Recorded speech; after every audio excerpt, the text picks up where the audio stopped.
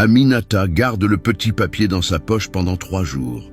3 jours à hésiter. 3 jours à se demander si ce numéro était un rêve ou un piège. Puis un soir, après une dispute silencieuse avec son employeur, elle compose enfin le numéro. Une voix douce répond « Allô, ici Aïssatou ». Aminata tremble. Elle raconte d'une voix brisée le balcon où elle dort, son passeport confisqué, sa tentative de fuite, et cette sensation d'être oubliée du monde. Il y a un silence. Puis Aïssatou dit « Tu n'es pas seule, je vais t'aider, mais tu dois m'écouter attentivement ».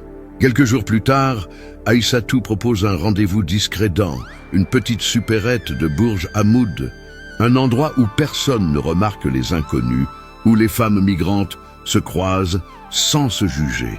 Aminata arrive avec la peur au ventre. Elle serre son sac contre elle comme si c'était tout ce qu'elle possédait. Aïssatou l'attend près du frigo à boissons.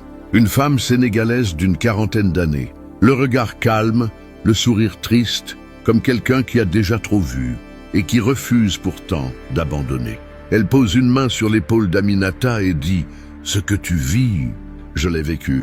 Ce que tu ressens, je l'ai ressenti. Et si je suis là aujourd'hui, c'est pour éviter à d'autres femmes de traverser ça seule. » Aïssatou lui explique tout. Les refuges où dormir quelques nuits, les associations discrètes qui aident sans poser de questions, les numéros à appeler en cas de danger, les rues où marcher sans attirer l'attention. Et surtout, le jour où tu décideras de partir, je serai là. Pour la première fois depuis son arrivée au Liban, Aminata a senti que quelqu'un la voyait, la comprenait, et voulait la sauver sans rien demander en retour. Elle repart avec un sac rempli d'instructions, d'adresses, et d'un espoir qu'elle croyait perdu. Ce soir-là, Aminata murmure dans le noir « Peut-être que ma liberté n'est plus si loin ».